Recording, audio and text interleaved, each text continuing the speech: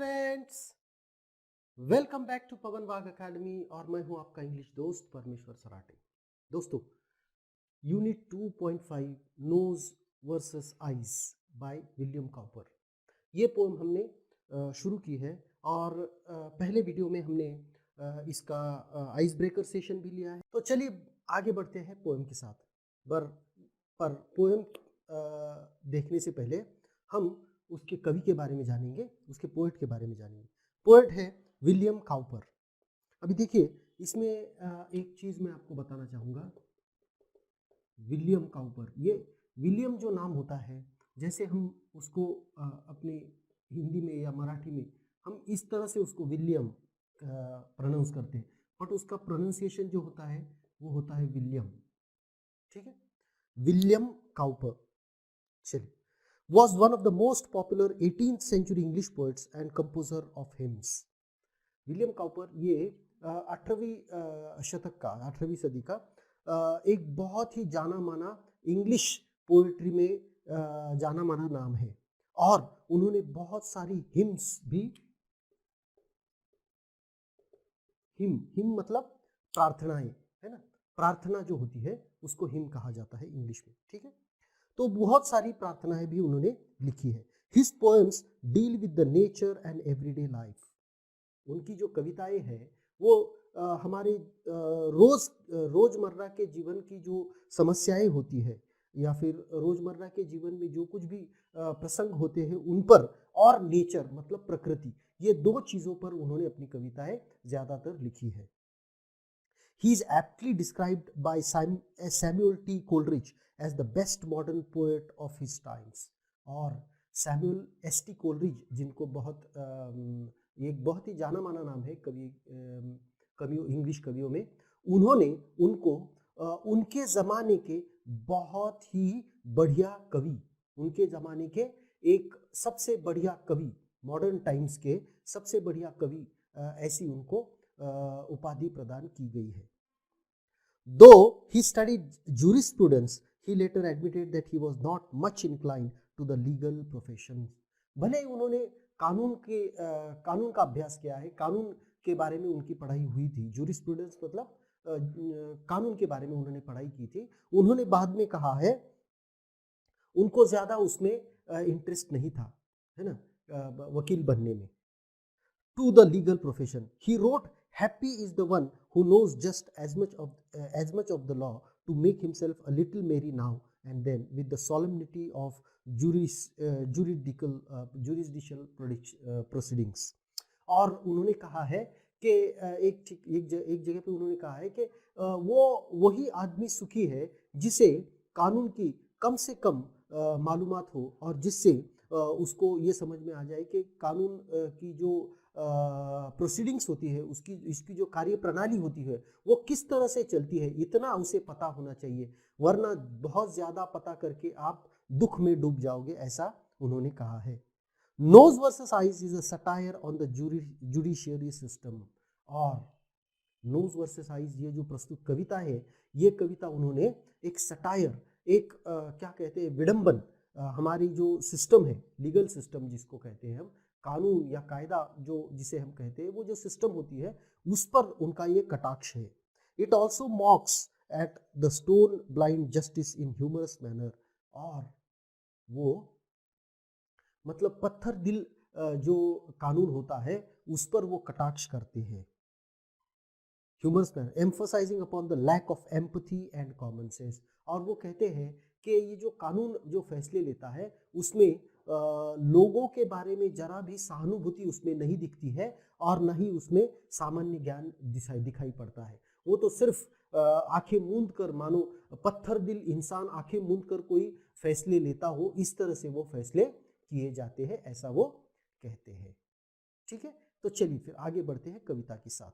अब आगे बढ़ना है हमको पोएम के साथ, तो एक बार मैं ये कविता पूरी तरह से पढ़ लेता हूँ और उसके बाद में हम उसका एक्सप्लेनेशन लेंगे और ब्रेनस्टॉर्मिंग सेशन भी हम इसी वीडियो में इसका लेने वाले हैं। तो चलिए आगे बढ़ते हैं पोएम के साथ।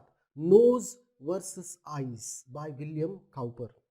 Between nose and eyes a strange contest arose, The spectacles set them unhappily wrong. The point in dispute was all the world knows, to which the said spectacles ought to belong. Between nose and eyes a strange contest arose. The spectacles set them unhappily wrong. The point in dispute was, as all the world knows, to which the said spectacles ought to belong. So Tongue was the lawyer and argued the cause with great deal of skill and a wig full of learning. With Chief Baron Ear sat to balance the laws, so framed for his talent in nicely discerning. In behalf of Nose it will quickly appear, and your lordship, he said, will undoubtedly find that the Nose has had spectacles always in wear, which amounts to possession time out of mind. Then holding the spectacles up to the court, your lordship observes they are made with a straddle as wide as the reach of the nose is, in short, designed to sit close to it just like a saddle. Again, would your lordship a moment suppose? 'Tis a case that has happened, and maybe again, that the visage or countenance has had not a nose. Pray, who would or who could wear spectacles then? On the whole, it appears, and my argument shows, with a reasoning the court will never condemn, that the spectacles plainly were made for the nose, and the nose was as plainly intended for them. Then shifting his side as a lawyer knows how, he pleaded again in behalf of the eyes. But what were his arguments few people know, for the court did not think they were equally wise. So his lordship decreed with a grave solemn tone, decisive and clear, without one if or but, that whenever the nose put his spectacles on, by daylight or candlelight eyes should be shut. William Cowper. चलिए आगे बढ़ते हैं poem के साथ। Between nose and eyes a strange contest arose. देखिए ये जो opening line है, ये ओपनिंग लाइन ही हमें इस कविता की कविता का जो पूरा सारांश है या उसकी जो कहानी है वो पूरी बता रहा है। और इसी के साथ में ये एक एग्जाम्पल है, एक फिगर ऑफ स्पीच जिसका नाम है इन्वर्जन। इन्वर्जन क्या होता है? जिसमें शब्दों का हेरफेर या शब्दों की अदला बदली होती है। जैसे एक वाक्य में शब्द आने चाहिए, जैसे मान लीजिए सब्जेक्ट वर्ब ऑब्जेक्ट, तो उसको बदल दिया जाता है। पोएटिक लिबर्टी लेकर के पोएट उसको बदल देता है। Between nose and eyes a strange contest arose. कान और नाक के आंखों के बीच में, नाक और आंखों के बीच में एक झगड़ा छिड़ गया। और वो झगड़ा क्या था? The spectacle set them unhappily wrong. और उस झगड़े की वजह थे चश्मे, है ना। उस झगड़े की वजह क्या था? वो झगड़े की वजह थे चश्मे, है ना। जो स्पेक्टिकल हम जिसे कहते हैं, जिसे ये चश्मा हम कह सकते हैं ना, जिसको हम चश्मा कहते हैं, वो चश्मा इन दोनों के झगड़े की वजह था आंखों के और नाक के। तो होता क्या है कि आंखों के और नाक के बीच एक झगड़ा छिड़ जाता है और झगड़े की वजह है चश्मा। और क्या वजह क्या है? The point in dispute was, as all the world knows, to which the said spectacle ought to belong. और इस झगड़े की वजह है, जैसा कि सारी दुनिया जानती है, कि झगड़े की वजह थी कि चश्मा किसका है, आंखों का है या फिर नाक का है।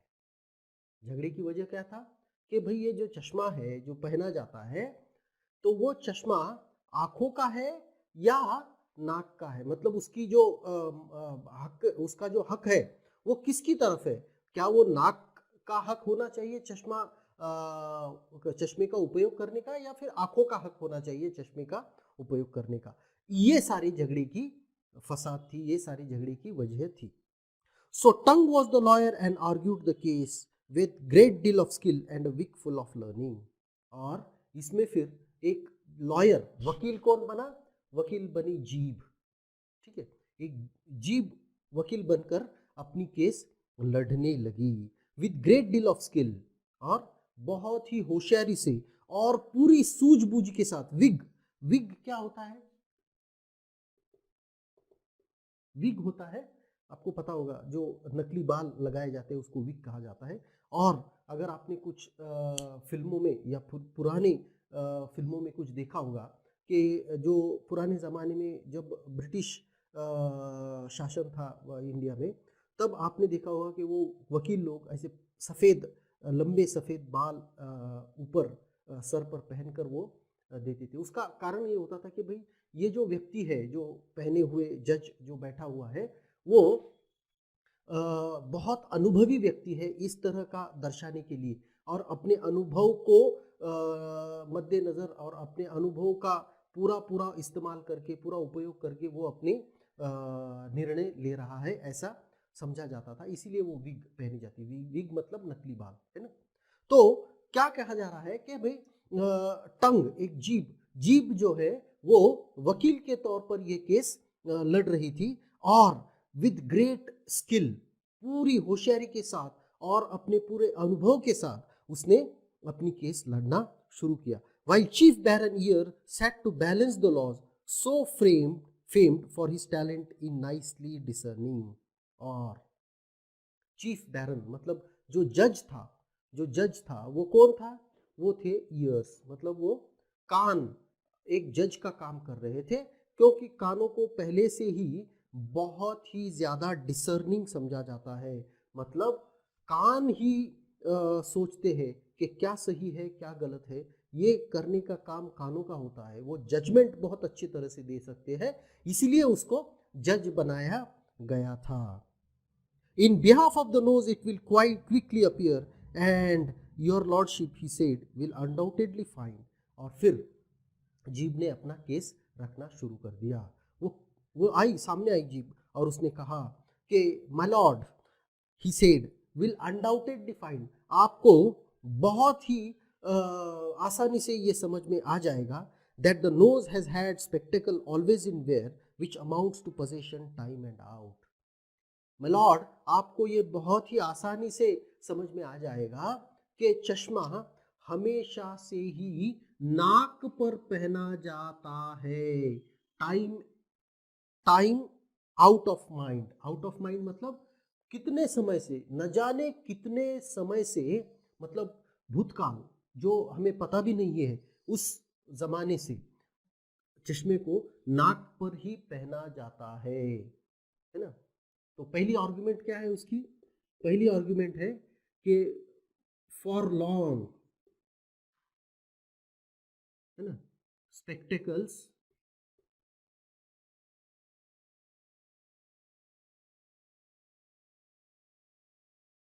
for long spectacles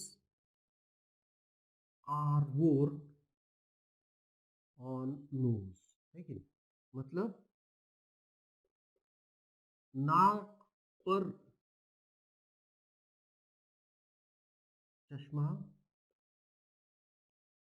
पहना जाता है, न जाने कब से।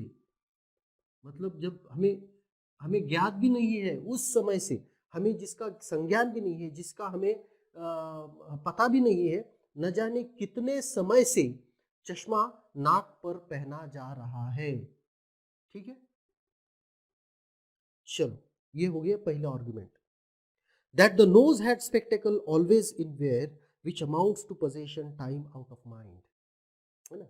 न जाने कितने समय से ये चश्मा जो है वो नाक पर ही पहना जा रहा है।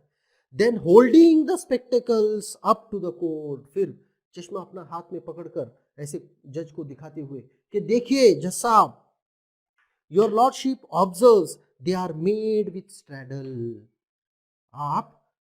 आपको समझना चाहिए, या फिर आप आसानी से देख सकते हो कि ये जो चश्मा है, इस चश्मे पर ये जो स्ट्रैडल है, स्ट्रैडल मतलब बीच का ब्रिज है ना, दोनों आंखों को, दोनों कांच को जोड़ने वाला ये जो बीच का स्ट्रैडल है, ये बीच का स्ट्रैडल कितना है? जो नाक की चौड़ाई जितना ही है। देखिए, नाक की चौड़ाई जितना ही ये स्ट्रैडल है। as wide as the ridge of nose is, in short designed to sit close to it just like a saddle, है ना। जैसे घोड़े पर हम जो बैठने की जो होती है ना गद्दी, उसको कैसे बनाया जाता है, उसको ऐसे रख दिए पीठ पे कि एकदम आसानी से फिट बैठ जाता है, उसी तरह से चश्मे की जो सैडल है, चश्मे का जो स्ट्रैडल है, वो भी इतनी पक्की तरह से बनाया गया है कि वो नाक के चौड़ाई जितना ही बनाया गया है, इसीलिए नाक की चौड़ाई के हिसाब से बनाया गया है, और इसीलिए वो चश्मा नाक पर बहुत ही फिट बैठता है ना। और इसीलिए माय लॉर्ड मैं कहना चाहता हूं सैडल स्ट्रैडल स्ट्रैडल होना चाहिए। स्ट्रैडल का मतलब straddle as wide as the nose, है कि नहीं, नाक की चौड़ाई जितना चौड़ा, क्या, स्ट्रैडल, है ना। तो दोनों चश्मे के दोनों कांच को जोड़ने वाला जो भाग है जिसको स्ट्रैडल कहा जाता है, वो स्ट्रैडल भी उतना ही चौड़ा है जितनी नाक की चौड़ाई है, और इसीलिए वो आसानी से नाक पर फिट बैठता है। और इसीलिए मैं कहना चाहता हूं माय लॉर्ड कि चश्मा नाक के लिए ही बना है ना। ठीक है, दूसरी argument again, would your lordship a moment suppose tis a case that has happened and maybe again that the visage or countenance had not a nose, pray who would or who could wear spectacles then। देखिए, और फिर तीसरा argument वो क्या कर रहे हैं कि if or had there been no nose, नाक न होती तो चश्मा कैसे पहनते। ठीक है, तो तीसरी आर्ग्यूमेंट क्या है, तीसरी आर्ग्यूमेंट है कि again would your lordship a moment suppose TISS a case that has happened and may be again, ये इससे पहले भी हुआ है और इसके बाद भी कभी हो सकता है, that the visage or countenance had not a nose, pray who would or who could wear spectacles then. और फिर टंग, जीभ, जो वकील है वो क्या कह रही है, वो कह रही है कि अगर हमारे चेहरे पे विसिज और काउंटेनेंस, विसिज और काउंटेनेंस का मतलब क्या है, विसिज और काउंटेनेंस का मतलब है फेस, है ना, चेहरा। अगर मिलॉर्ड हमारे चेहरे पर नाक ही न होती तो क्या आपको सूझता है कि हम चश्मा कैसे पहनते। बिल्कुल भी नहीं। अगर हमारे चेहरे में नाक जैसी कोई चीज नहीं होती तो हम बिल्कुल भी चश्मा नहीं पहन सकते थे। ऐसा वो तीसरा आर्गुमेंट करती है। कौन कर रही है, आर्गुमेंट कर रहा है जीभ। On the whole it appears and my argument shows with a reasoning that the court will never condemn that the spectacles plainly were made for the nose and the nose was plainly intended for them। और इसीलिए ये तीनों चारों जो कुछ भी मैंने यहाँ पर मेरे जो कुछ भी पॉइंट यहाँ पर रखे हैं उसको मद्देनजर रखते हुए, उसको ध्यान में रखते हुए मुझे नहीं लगता कि कोर्ट मेरे खिलाफ निर्णय देगा या फिर कोर्ट भी मेरे जो कुछ भी पॉइंट है उनके खिलाफ सोच रहा है, ऐसा मैं कतई नहीं सोचता। और मैंने जो कुछ भी कहा है इस कोर्ट में अभी तक उसको मद्देनजर रखते हुए, उसको ध्यान में रखते हुए मैं ये कहना चाहूंगा कि चश्मा नाक के लिए ही बना है और नाक भी चश्मे के लिए ही बनी है। क्या कह रहा है कि चश्मा नाक के लिए बना है और नाक भी चश्मे के लिए ही बनी है। Then shifting his side as a lawyer knows how, he pleaded again in behalf of the eyes. But what were his arguments few people know, for the court did not think they were equally wise। है ना। और फिर बाद में अपनी side shift करते हुए उसने आंखों की भी पैरवी की, आंखों के लिए भी उसने केस लड़ा, पर आंखों के लिए क्या आर्गुमेंट उसने किए किसी को भी पता नहीं है। या फिर ऐसा भी हो सकता है कि उसने जो कुछ भी आर्गुमेंट्स किए तो शायद वो उतने प्रभावशाली नहीं थे, इसीलिए कोर्ट ने उसको ज़्यादा ध्यान नहीं दिया, कोर्ट ने उसकी तरफ ज़्यादा ध्यान नहीं दिया। So his lordship decreed with a grave solemn tone, और आखिर में जज साहब ने अपना निर्णय सुना दिया, धीर और अपनी गंभीर आवाज में और बहुत ही गंभीरता से उन्होंने अपना निर्णय दिया। Decisive and clear without one if और बट, और उनका जो निर्णय था वो बहुत ही क्लियर, बहुत ही साफ था, उसमें कोई किंतु परंतु नहीं था। वो सीधे सीधे बहुत ही क्लियरली, बहुत ही स्पष्ट रूप से उन्होंने निर्णय दिया है। और वो निर्णय क्या था? That whenever the Lord put his spectacles on by day light और कैंडल लाइट, और उसने निर्णय दे दिया, जज साहब ने निर्णय क्या दिया कि जब भी कभी नाक स्पेक्टिकल्स अपने ऊपर रखेगा या फिर नाक स्पेक्टिकल्स को उपयोग में लाना चाहेगा, तब तब चाहे वो दिन हो या रात, उस वक्त आंखों को पूरी तरह से बंद रहना होगा। ठीक है, क्या निर्णय दिया वकील साहब ने, जज साहब ने निर्णय दिया कि जब जब भी नाक चश्मे को अपने ऊपर रखेगा या फिर चश्मे का उपयोग करना चाहेगा, तब तब चाहे वो दिन हो या रात हो, आंखों को पूरी तरह से बंद रहना होगा, आंखों को पूरी तरह से बंद ही रहना होगा, ताकि वो चश्मा सिर्फ नाक उपयोग में ला सके और आंखें नहीं, क्योंकि चश्मा नाक का है, आंखों का नहीं है ना।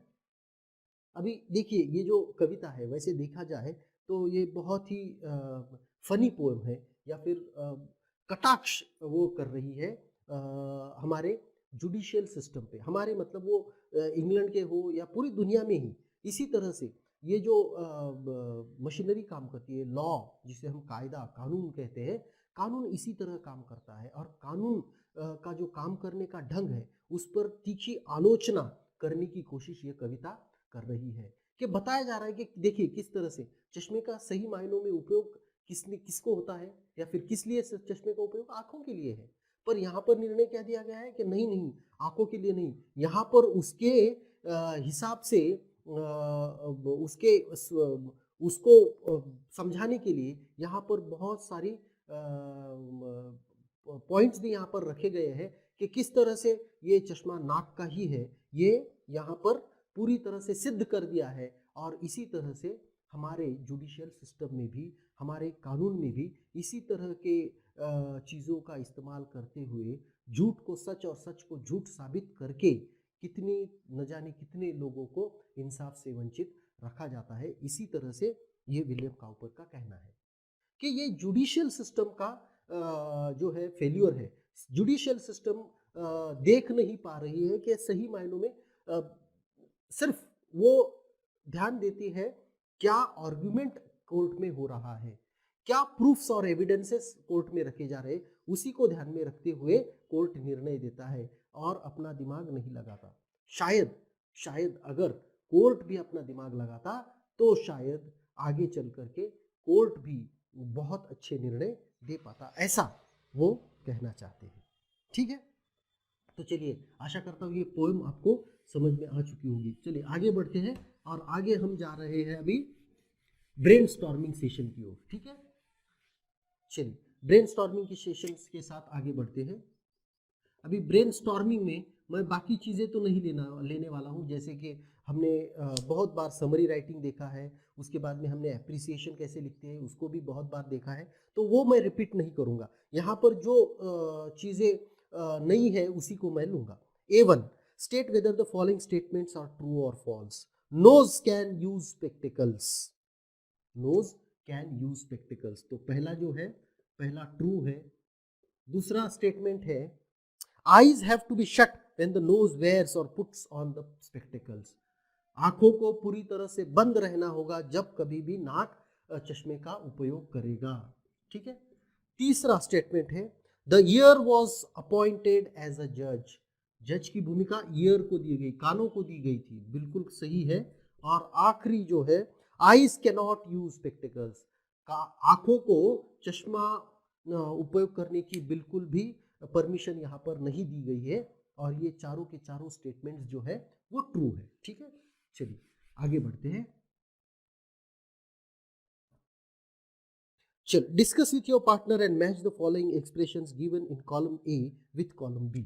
अभी कॉलम ए में 1, 2, 3 और 4, कॉलम बी में है ए बी सी डी, शायद है करेक्ट, ए बी सी और डी। ठीक है, तो चलिए कॉलम ए में क्या है, while chief baron here set to balance the laws. अभी हमको क्या करना है, वो एक्सप्रेशंस यहाँ पर दी गई है और उनके मीनिंग या फिर उसके उनका मतलब यहाँ पर बी कॉलम में दिया गया है, तो उसको मैच करना है। While chief baron here set to balance the laws, the responsibility of giving verdict rested on the shoulders of the hearing organ। Correct है, तो इसका ये हो गया बी, तो 1 का है बी। ठीक है, they are made with the straddle as wide as the ridge of the nose is। Spectacles are meant for none other than nose। Spectacles are meant for none other than nose।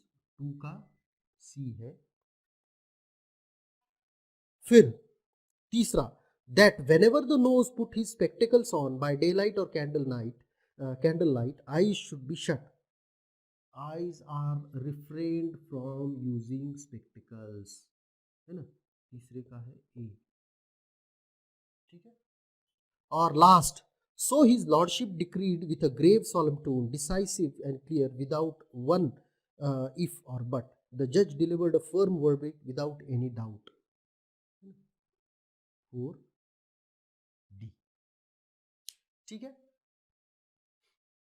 चलिए आगे बढ़ते हैं।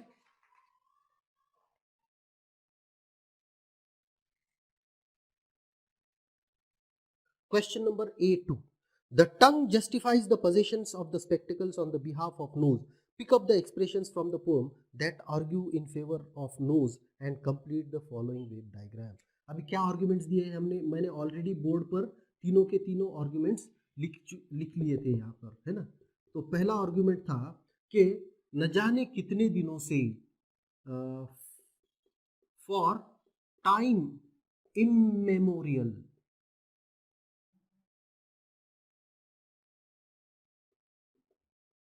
For times इममेमोरियल, मतलब न जाने कितने समय से नोज इज यूजिंग स्पेक्टेकल्स। ठीक है, कि नाक ही न जाने कितने समय से नाक ही चश्मे का उपयोग करता आ रहा है और इसीलिए, है ना। दूसरा है straddle is as wide as the nose ridge is, है ना। नाक की ये जो रीज है, ये इसकी चौड़ाई उतनी ही है जितनी चश्मे के स्ट्रैडल की है ना। और तीसरा क्या है कि अगर had there not been nose on the visage, है ना, अगर चेहरे पर नाक ही न होती तो हाउ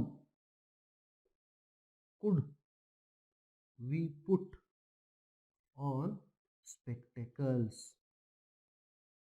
ठीक है ना, कि अगर हमारे चेहरे पर नाक ही ना होती तो फिर हम किस तरह से चश्मे का उपयोग करते, कर ही नहीं पाते।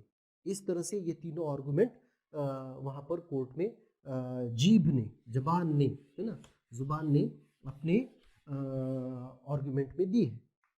Comment on the following characters depicted in the poem in a sentence or a phrase. On the nose, on the nose, on nose, nose पर क्या लिखा है कि भाई न जाने कितने समय से, times immemorial, nose has been using the spectacles. Eyes, on eyes, eyes के ऊपर क्या कहा गया है कि चश्मा आंखों के लिए कतई नहीं है। No, there can't be a spectacle for eyes, है ना, spectacle cannot belong to eyes. Third, lend thy ears to all but few thy tongue is a famous quote by William Shakespeare. Justify. देखिए, lend thy ears मतलब क्या होता है, बहुत अच्छी तरह से, lend thy ears to all but few thy tongue।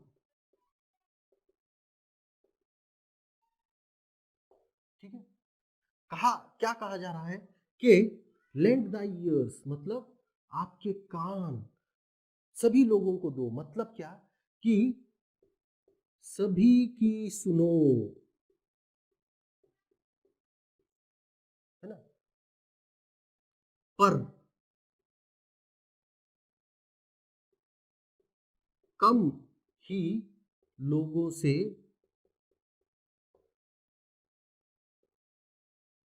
बात करो। अब ये बात करो मतलब बोलना नहीं है, अपने हमें जो कुछ भी लग रहा है या फिर हमारी जो कुछ भी ओपिनियंस है या फिर हमारे जो कुछ भी आइडियाज है वो बहुत कम लोगों से हमें शेयर करनी चाहिए, ऐसा इसमें कहा जा रहा है कि सभी को सुनो, है ना। सुनते वक्त ऐसा नहीं है कि इसको सुनना है उसको नहीं सुनना है, सभी की सुनो, पर बहुत कम लोगों को बताओ, है ना, कम लोगों को बताओ, है ना, कम लोगों को बताओ, है ना, सभी की सुनो बट पर सिर्फ कम लोगों को बताओ। ठीक है, तो ये इसको जस्टिफाई करना है, इसको कैसे जस्टिफाई करना है, ठीक है ना। ठीक है, हम सभी की सुन सकते हैं और सुनने के बाद हमें उस पर अमल करना है नहीं करना है ये हमारी चॉइस होती है, ये हमारा निर्णय होता है। इसीलिए अगर सभी की सुनोगे भी तो भी जितने लोगों के बोलने पर अमल करना है, वो कितने लोगों के बोलने पर अमल करना है, ये निर्णय लेने का अधिकार हमारा है। तो हम निर्णय ले सकते हैं, सुनने के बाद निर्णय लेना होता है ना। पर कभी भी सभी लोगों को कुछ भी चीजें बताओ मत, अपने प्लान्स बताना सभी लोगों को बताना अच्छी बात नहीं होती है। कि न जाने, देखिए आप सभी लोगों को बताते बैठोगे और अगर किसी को वो आइडिया आ जाए या फिर कोई इसको इस्तेमाल कर ले या फिर कोई आपके खिलाफ जाने की कोशिश करे, क्योंकि उससे तो पता है आप क्या करने वाले हो, तो इससे क्या होगा, आपको परेशानियां हो सकती है। इसलिए इन परेशानियों को टालने के लिए आपको बहुत कम लोगों से बात करनी चाहिए। इन्वर्जन के हमको यहाँ पर अभी A3 में inversion, pick out the examples of inversion. अब इन्वर्जन के मैं बहुत सारे एग्जाम्पल्स है पोएम में, पर जैसे मैंने कहा कि पहली line, between nun nose and eyes a strange contest arose, there arose a strange contest between eyes and nose, ऐसा लिखा जा सकता था पर नहीं, पहली लाइन। फिर बाद में तीसरे पैरा 1 लाइन 1, फिर पैरा 3 लाइन नंबर 1, है ना, लाइन फिर भी 1, कौन सी है, in behalf of nose it will quickly appear, nose के लिए वो जल्दी वहां पर आएगा, वो वहां पर जल्दी आएगा। और तीसरा है 1 2 3 4 5, है ना, पैरा 5 लाइन नंबर 1 अगेन, क्या है, again would your lordship a moment suppose, क्या आप एक क्षण के लिए सोच सकते हो, है ना। तो इस तरह से ये तीनों लाइनें इन्वर्जन का उदाहरण हम यहाँ पर कह सकते हैं। ठीक है, justify the verdict delivered in the poem. अभी देखिए जो वर्डिक्ट दिया गया है उसको डिलीवर करना है। उसके बाद में right an appreciation, right a summary, ये चीज़ें हमने ऑलरेडी कर ली है, ये बहुत बार हमने की है, तो इसको मैं रिपीट नहीं करूँगा। आशा करता हूँ कि वीडियो आपको पसंद आया होगा, आपके ये पोएम आपको समझ में आई होगी और वीडियो आपको पसंद आया होगा। अगर पसंद आया है तो लाइक ज़रूर कीजिएगा, दोस्तों के साथ शेयर करना मत भूलिएगा और पवन वाघ अकादमी को सब्सक्राइब करो, क्योंकि वहीं से आपको ये सारे वीडियोस मिल रहे हैं। Thank you very much, good bye.